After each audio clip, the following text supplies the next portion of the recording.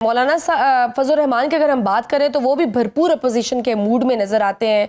आज भी उन्होंने बयान दिया कि ना पिछली हुकूमतों को चलने दिया ना इसे चलने देंगे। और मौलाना फजल रहमान वो शख्सियत है जिनसे हुक्मरान इत्तेहाद भी डरता भी है और इज्जत भी करता है। क्या पीटीआई को मौलाना के साथ बाकायदा आपको लगता है कि तालमेल बढ़ाकर तहरीक चलाने की जरूरत है? पीटीआई की जो सियासी हिकमत अमली है उसमें सुकम ही ये है कि वो अकेले खड़े, ना उनके साथ मौलाना है, ना उनके साथ जो है वो जमात इस्लामी है, ना जीडीए है। सो इस अनफॉर्चुनेटली इसकी वजह से ही पीटीआई का जो एक तन्हाई है उसकी वजह से ही पीटीआई जो है वो कमजोर नजर आती है। आज अगर मौलाना और पीटीआई इकट्ठे हों और फॉर एग्जांपल वो पार्लियामेंट से भी अगर रिजाइन का फैसला अगर इकट्ठे करते हैं तो आप देखिए ना इसका कितना बड़ा एक इम्पैक्ट होगा, पॉलिटिकल इम्पैक्ट होगा हमारी सियासत के ऊपर। तो मेरे ख्याल में अनफॉर्चुनेटली मौलाना फजल रहमान के साथ जो अलायंस नहीं हो सका और उसमें 100% गलती पीटीआई की लीडरशिप की थी, जिसकी वजह से ये मामला जो है वो खराब। बट मौलाना साहब भी तो बेनिफिशियरी हो सकते हैं ना। अभी जो मखसूस नशिस्तों का फैसला आया है उनकी भी नशिस्तें बढ़ गई हैं, तो डोंट यू थिंक कि वो इस चीज़ का भरपूर फ़ायदा उठाएंगे? आपने एक बयान में भी कहा कि अली मीन गंडापुर साहब को खुद रुखसत हो जाना चाहिए और जेयूआई की हमायत याफ्ता वज़ीर आला आना चाहिए। लेकिन फिर सवाल ये कि अमली तौर पर ये मुमकिन है क्या? जो फैसला साज है वो ये होने देंगे? देखिए बात यह है कि आपने तो अपनी हिकमत अमली बनानी है। बेहतरीन हिकमत अमली यही होगी, रोक नहीं सकता कोई। केपी की में हुकूमत बानी गई ना पीटीआई की, क्या क्या रोकने के क्या क्या जतन नहीं किए गए। तो मेरे ख्याल में अभी भी जो सबसे आइडियल सिचुएशन है वो तो यही है कि जेयूआई और पीटीआई मिलके वहां पे वजीर आला और हुकूमत बनाए। उसके नतीजे में एक स्टेबिलिटी आएगी केपी के अंदर भी एक, और उससे आपका वफाक में भी जो है वो कोऑपरेशन जो है वो कायम होगा। तो आई थिंक ये ही एक सबसे अच्छा सोल्यूशन जो है वो तो यही है। लेकिन बाकी अब जेयूआई को अगर सीटें नहीं मिलती तो वो पीपल्स पार्टी और नून को चली जाएंगी। जी बेहतर है कि जेयूआई ले ले, पीटीआई को तो उसकी सपोर्ट करनी चाहिए। और फिर सेनेट के जो इलेक्शंस हैं केपी में जो होने हैं उसमें भी जरूरी है कि जेयूआई और पीटीआई इत्तेहाद करें आपस में। अनफॉर्चुनेटली पीटीआई में इस वक्त कोई लोग नहीं है जो कि ये बीड़ा उठा सकें, ये काम कर सकें। अदरवाइज ये काम बड़ा आसानी से हो सकता। तो सर फिर आप जैसे आप कह रहे हैं कि जो मौजूदा पीटीआई की क़यादत है वो ये बोझ उठा नहीं सकती, उसमें कैपेबिलिटी नहीं है कि वो ये सब कर सके, सियासी फैसले ले सके। तो फिर आप इमरान खान और पीटीआई का मुस्तकबिल क्या देख रहे हैं और क्या हिकमत अमली सजेस्ट करेंगे? देखो जब तक लोग इमरान खान के साथ हैं, जाहिर है इमरान खान का मुस्तकबिल तो उनको तो कुछ नहीं हो सकता ना।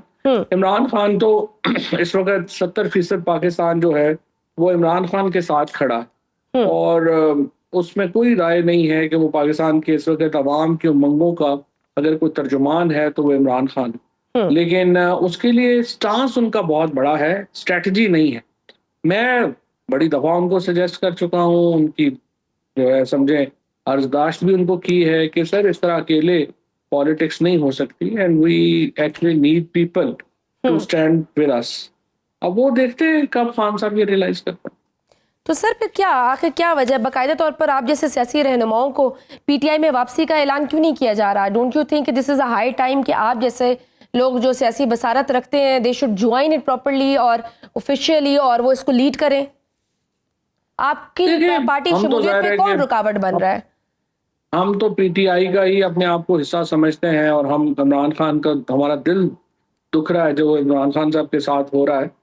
लेकिन देखिए ना हम तो चलो बाहर है, जो अंदर हैं 2.5 साल से शाह महमूद कुरैशी जेल में हैं, उनकी पार्टी में क्या सियासी हैसियत है? महमूद रशीद की क्या एडवाइस ली जाती है? एजाज चौधरी से पूछा जाता है कि क्या पार्टी की पोजीशन होनी चाहिए? यास्मीन राशिद, उमर चीमा, इन लोगों की क्या हैसियत? तो पार्टी के अंदर एक नॉन सीरियस पॉलिटिकल क्लाउन्स जो है शिबली फराज जैसे और ये लोग बाकी सलमान राजा टाइप ये लोग लगा दिए गए हैं जिनके होते हुए कोई बेहतरी की उम्मीद नहीं। जब तक खान साहब इनके साथ चलना चाहते हैं, गुजारा करना चाहे, उनकी मर्जी है। 2 साल हो गए हैं, मैं उन्होंने कहा आप इनको बेशक साल और रख लें, आप जितनी देर अंदर रहना चाहते हैं खान साहब इनको रख लें पार्टी में और इनसे चलाने की कोशिश कर लें, ये नहीं चला सकते। सर पीटीआई के मेंबरान अब हतमी तौर पर आज़ाद करार दे दिए गए हैं जिनका मुस्तकबिल यकीनन अब पार्टी पॉलिसी के ताबे नहीं है। जैसा कि हमने देखा आज साहिवाल से पीटीआई के हमायत याफ्ता जो एमएनए है उस्मान अली, उन्होंने नून लीग को ज्वाइन कर लिया है। वो साहब है जिन्होंने कुरान शरीफ में हल्फ उठा के कहा था कि वो इमरान खान का साथ देंगे, और इन्होंने ही 26वीं आईनी तरमीम में मुस्लिम लीग नून का साथ दिया था। तो आप क्या समझते हैं असल मसला कहाँ आया है कि ऐसे लोगों को पार्टी में फ्रंट फुट पर लाया गया और टिकट दिया गया जो इमरान खान के नजरिए का बोझ नहीं उठा सकते थे?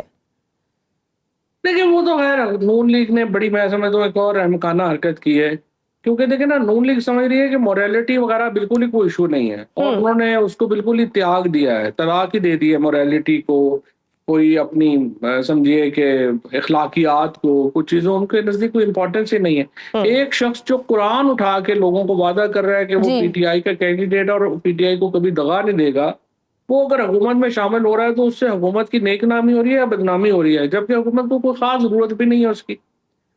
तो मेरा ख्याल है कि नून लीग, तो मुझे समझ नहीं आता कि अच्छे खासे उनमें अक्लमंद लोग भी हैं, लेकिन बिल्कुल ही उनकी कोई इस वक्त उनकी अकल मारी गई है, क्या हुआ।